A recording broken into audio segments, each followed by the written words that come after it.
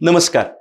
Career विजयच्या आजच्या या भागात जरा वेगळ्या विषयाला आपण स्पर्श करतोय, जो तसा सॉफ्ट स्किल, पर्सनॅलिटी आणि करिअरच्या पायाभरणीच्या दृष्टीने किंवा सातत्यपूर्ण प्रगतीसाठी महत्त्वाचा आहे. त्याची चर्चा व्हायला पाहिजे. ही चर्चा होत नाही. तो विषय आहे आपल्यामधला सायकोपणा. आपण ओळखूयात. आपल्याला कायम दुसऱ्यांच्या समस्या आणि दुसऱ्यांचा वेडसरपणा लक्षात येतो. 100% वेडे कोणीच नसतात, परंतु 100% शहाणे सुद्धा आपल्याला दिसणार नाहीत. 100% मॅच्युअर पर्सनॅलिटी अगदी विरळा. आपण दुसऱ्यांचा कशाला विचार करायचा आहे. पण सुरुवातीला का सांगितलं, कारण आपण जगामध्ये आजूबाजूला जेव्हा समाजात पाहतो तेव्हा लक्षात येतं की अरे हा माणूस असा वेड्यासारखा का वागतोय. अमुक अमुक व्यक्तीला बाकी सगळं चांगले, परंतु याच पॉइंटला तो जरा डिस्टर्ब का असतो. काही मंडळी आर्थिक बाबतीमध्ये उधळमाधळ करताना दिसतात, ते त्या बाबतीमध्ये जरा सायको आहेत का रे. काही मंडळी पाल बघितल्यानंतर घाबरतात, जशी त्यांची ती भीती एक विशिष्ट कप्प्यामध्ये तयार झालेली असते. प्रत्येक व्यक्तीचा कुठला ना कुठला तरी सायकोपणा म्हणजे वेडपटपणा आपल्या लक्षात येत असतो आणि आपण बऱ्याच वेळा त्या व्यक्तिमत्वाला त्या एका पॉइंटवरतीच टार्गेट करतो आणि उरलेलं 90% व्यक्तिमत्व हे झाकोळलं जातं आणि आपण त्याची ओळख ही त्याच पद्धतीने आपल्या मनामध्ये करतो. बऱ्याच वेळा त्याच्यावर गॉसिपिंग देखील होतं. पण जेव्हा आपण दुसऱ्यांबद्दल ही चर्चा करतोय की अमुक एक व्यक्ती वेळेच्या बाबतीत जरा येडा आहे का रे, काही त्याला लक्षात येत नाही का. काही मंडळी स्वच्छतेच्या बाबतीमध्ये बावळटपणा करताना दिसतात, म्हणजे बेशिस्त राहतात, अस्वच्छ राहतात, तर दुसऱ्या बाजूला काही अतिस्वच्छतेच्या आहारी गेलेली पण दिसतात. हा सगळा एक प्रकारे मानसिक जडणघडणीचा विषय आहे. हा विषय तसं म्हटलं तर नाजूकसा आहे, तसं म्हटलं तर सर्वसामान्य वाटतोय, पण 100% परफेक्शनच्या दृष्टीने जाताना आपल्याला हा सायकोपणा एक प्रकारचा जरा सटकलेलापणा लक्षात आला पाहिजे. तो दुसऱ्यांचा किती आहे याच्यावर चर्चा करत बसण्यापेक्षा माझा सायकोपणा कसा आहे हे आपल्याला लक्षात आलं पाहिजे. कदाचित मोकळेपणाने जर बोललो आपण तर आपले मित्र आपल्याला नक्की सांगतील की तू या बाबतीमध्ये जरा येडा आहेस रे. आपल्या घरातले पण काही लोक सांगतील की एवढं एवढं फारच चुकतंय, म्हणजे इतकं साधं कळत नाही.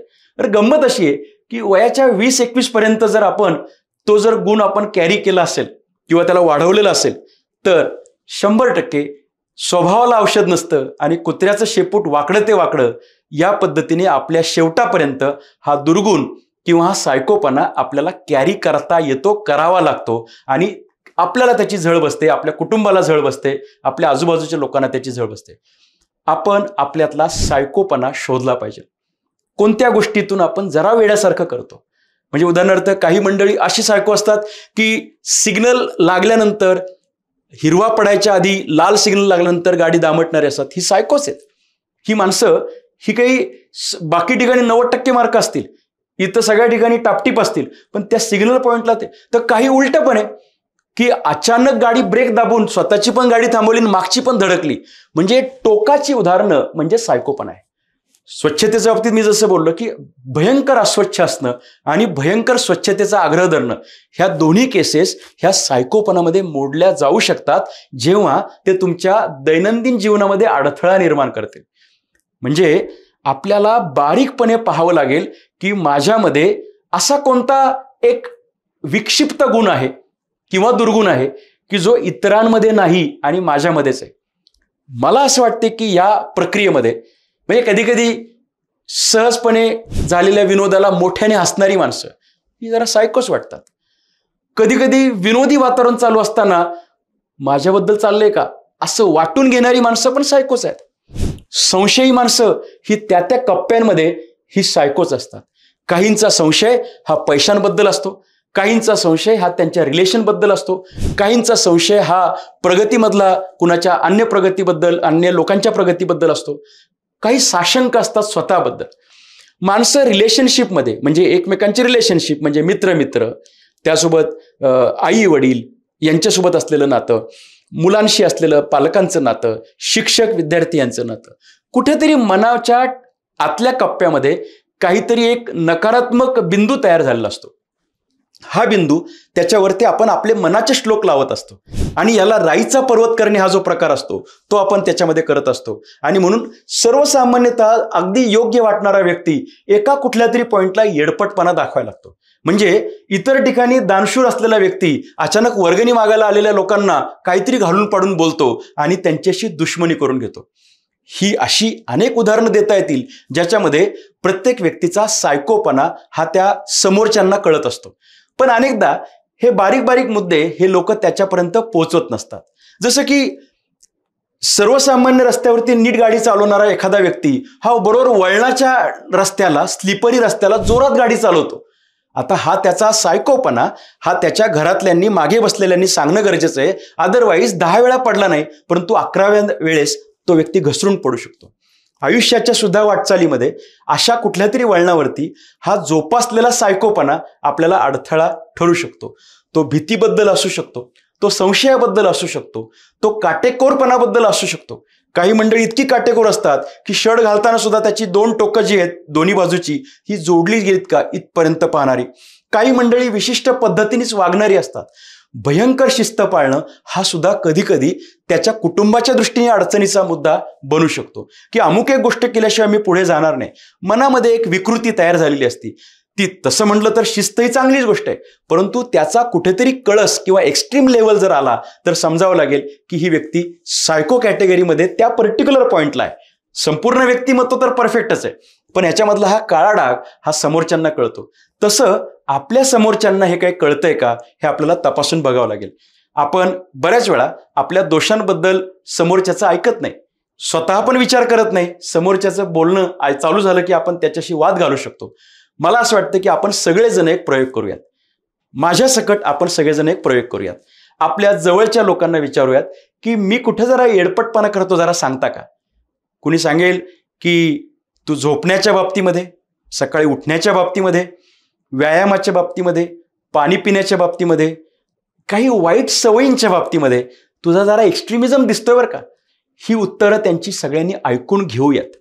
आपले घरातले मित्र, रिलेटिव्स, आपल्या चांगल्या इच्छा म्हणजे सदिच्छा असणारी मंडळी यांच्याकडनं आपण जर एक 3-4 दिवसामध्ये जर आपण ऍक्टिव्हिटी केली, आठवड्याभरामध्ये ऍक्टिव्हिटी केली की माझे जरा असे कोणते मुद्दे की जे ते लोक बोलायला पण घाबरतायत, पण आपण जर म्हटलं की जरा सांगतोस का, याला मी निगेटिव्ह पॉईंट म्हणत नाहीये, हे मी सायको पॉइंट्स अशा पद्धतीने त्यांना उल्लेख करतोय की जरा वेड्यासारखं वागणं. हे पॉईंट जर आपल्या लक्षात आले तर सुरुवातीला त्रास होईल की अरे असं कसं काय, नाही मी असं नाहीये माझं, मी हे काहीतरी वेगळं बोलतायत. पण ज्यावेळेस 2-3 नाही 10 लोक सांगतायत की हा तुझा पॉईंट आहे जो अडचणीचा आहे, तुला त्रासदायक आहे, ह्या मुद्द्यांवरती आपल्याला विचार करायला लागेल. नंतर लक्षात येईल आपल्याला की जरा नुसता फ्लॅशबॅक केला की अरे नाही हे ह्याच्यामुळेच खूप प्रॉब्लेम झाले, विनाकारण स्वच्छतेचा आग्रह धरला आणि त्यामुळे किती ठिकाणी लोकांची बोलणी ऐकून घ्यावी लागलीत. अतिस्वच्छता किंवा उलट स्वच्छतेचा म्हणजे अस्वच्छता, वेळेच्या बाबतीमध्ये लेट येणं किंवा फारच लवकर येणं. म्हणजे 8 वाजता कॉलेज चालू होते आणि 6:30लाच बाबा येऊन बसलाय. कदाचित हा एक एक्स्ट्रीमिझम झाला. काही गरज नाहीये, काही गोष्टी समजावून घ्यायला पाहिजेत की विमानाने प्रवास करायचा आहे, समजा काही ठिकाणी एक वेळेचं मर्यादा असते, काही मंडळी त्याच्या आधी फार 2-4 तास येऊन बसतात. हा सायकोपणाच झाला.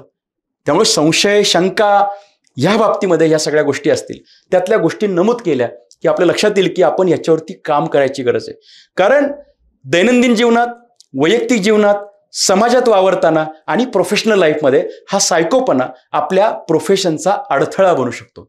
बाकी आपल्या सगळ्या क्वालिटीज उत्तम आहेत, परफॉर्मन्स चांगला आहे, पण हा एक मुद्दा हा आपल्याला कदाचित लोकांच्या चेष्टेचा विषय असू शकतो, कदाचित आपल्या पुढच्या प्रगतीमध्ये मोठा अडथळा असू शकतो. काही लोकांना शेकहँड करताना सुद्धा त्रास होतो, ते शेकहँड केल्यानंतर मला काहीतरी आजार होईल असं त्यांना वाटतं. याचा अर्थ हा झाला सायकोपणा. ह्या सगळ्या गोष्टींचा विचार आपण आपल्या बाबतीत करूयात. दुसऱ्याला काय सांगायचं यापेक्षा आपण आपला विचार करूयात.